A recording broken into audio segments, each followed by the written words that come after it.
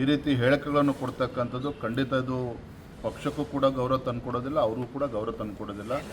ಹಾಗಾಗಿ ಅವ್ರು ಏನು ವಿಜಯೇಂದ್ರ ತಿದ್ಕೋಬೇಕು ಅಂತ ಹೇಳಿದ್ದಾರೆ, ನಾನು ಆ ಥರ ಏನು ತಿದ್ಕೋಬೇಕು ಅಂತ ಅವ್ರ ಅಪೇಕ್ಷೆ ಇದೆ, ಅವರೆಲ್ಲ ಬೇರೆ ಎಲ್ಲರೂ ಅಪೇಕ್ಷೆ ಇದೆ.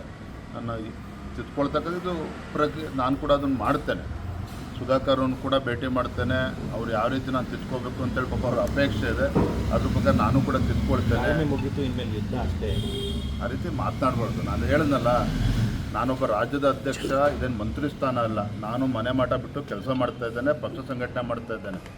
ಇದು ಪಕ್ಷ ಅವ್ರ ಸ್ವತ್ತು ಅಲ್ಲ, ನನ್ನ ಸ್ವತ್ತು ಅಲ್ಲ. ಲಕ್ಷಾಂತರ ಕಾರ್ಯಕರ್ತರು ಪಕ್ಷಕ್ಕೋಸ್ಕರ ದುಡಿತಾ ಇದ್ದಾರೆ. ಹಾಗಾಗಿ ಇದು ಪಕ್ಷ ನನ್ನ ಸ್ವತ್ತು, ನಾನು ಮುಂದೆ ಮುಖ್ಯಮಂತ್ರಿ ಆಗಬೇಕು, ಇದನ್ನು ಕಣ್ಮುಂದಿಟ್ಕೊಂಡು ಪಕ್ಷ ಸಂಘಟನೆ ಮಾಡ್ತಾ ಇಲ್ಲ. ಆ ರೀತಿ ಹಗುರವಾಗಿ ಮಾತಾಡ್ತಕ್ಕಂಥದ್ದು ಅವ್ರಿಗೆ ಶೋಭೆ ತರೋದಿಲ್ಲ. ಖಂಡಿತ ಆ ರೀತಿ ಮಾತನಾಡಬಾರ್ದು ಅಂತೇಳಿ ತಮ್ಮ ಮೂಲಕ ಆಗ್ರಹ ಮಾಡ್ತಾ ಇಲ್ಲ, ವಿನಂತಿ ಮಾಡ್ತಾ ಇದ್ದೇನೆ. Thank you. ಈಗ ಹೈಕಮಾಂಡ್ಗೆ ಏನಾದರೂ ಹೇಳ್ತೀರಾ ಸರ್, ಇಷ್ಟೆಲ್ಲ ಆಗ್ತಾ ಇದೆ? ಇಲ್ಲ ರೀ, ನೋಡ್ರಿ ಪಾಪ ಯಾರೋ ಒಬ್ಬರು ಅಪೇಕ್ಷೆ ಪಟ್ಟರು ಅಂತೇಳಿ ಅವ್ರು ಹೇಳಿದಂತೆ ಜಿಲ್ಲಾಧ್ಯಕ್ಷರು ಮಾಡೋದಕ್ಕಾಗೋದಿಲ್ಲ. ಮತ್ತು ಅದು ನನ್ನ ಪಾತ್ರನೂ ಇಲ್ಲ, ಮತ್ತೆ ಹೇಳ್ತಾ ಇದ್ದೇನೆ.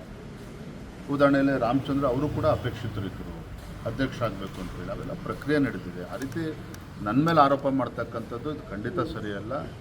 ಅಲ್ಲಿ ವೀಕ್ಷಕರು ಹೋಗಿದ್ದರು, ಎಲ್ಲವೂ ಕೂಡ ಅವರ ಸಮ್ಮುಖದಲ್ಲಾಗಿದೆ. ಅದರಲ್ಲಿ ನನ್ನ ಪಾತ್ರ ಏನಿಲ್ಲ. ದಯವಿಟ್ಟು ಸುಧಾಕರ್ ಅವರು ಕೂಡ ಅನ್ಯತಾ ಭಾವಿಸ್ಬಾರ್ದು, ತಪ್ಪು ತಿಳ್ಕೊಬಾರ್ದು.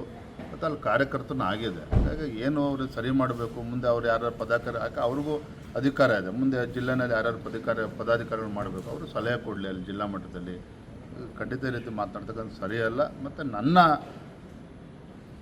ಈ ಎಲ್ಲ ಚುನಾವಣಾ ಪ್ರಕ್ರಿಯೆಯಲ್ಲಿ ರಾಜ್ಯದ ಅಧ್ಯಕ್ಷ ವಿಜಯೇಂದ್ರ ಅವರ ಪಾತ್ರ ಯಾವ ಜಿಲ್ಲೆಯಲ್ಲೂ ಕೂಡ ಇಲ್ಲ. ಅದನ್ನು ಮತ್ತೊಮ್ಮೆ ಸ್ಪಷ್ಟಪಡಿಸಿ. ಘೋಷಣೆ ಮಾಡ್ತಾರೆ ಅಂತ. ಥ್ಯಾಂಕ್ ಯು, ಧನ್ಯವಾದ.